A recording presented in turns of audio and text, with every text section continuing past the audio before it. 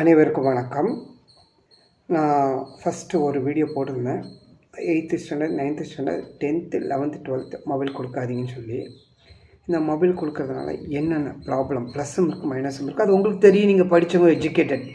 நான் படிக்காதவங்களுக்கும் சொல்கிறேன், படித்த எஜுகேட்டுக்கும் நான் சொல்கிறேன். இப்போது நானும் படித்தவன் தான். அதை படித்ததுனால தான் நான் அனுபவப்பட்டு உங்களுக்கு சொல்கிறேன். அது தயவுசெய்து நீங்கள் புரிஞ்சுக்கோங்க.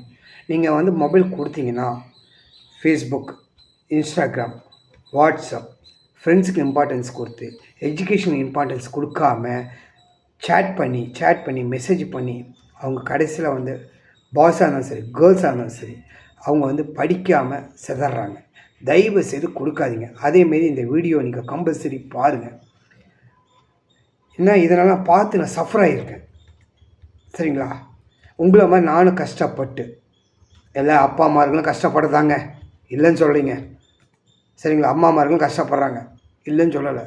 ஆனால் அந்த குழந்தைங்க நல்லா இருக்கணும்ல. அதனால் அந்த குழந்தைகளுக்காக டைம் ஸ்பெண்ட் பண்ணுங்கள். லேப்டாப், டிவி இதெல்லாம் கொடுக்காதீங்க தயவு செய்து.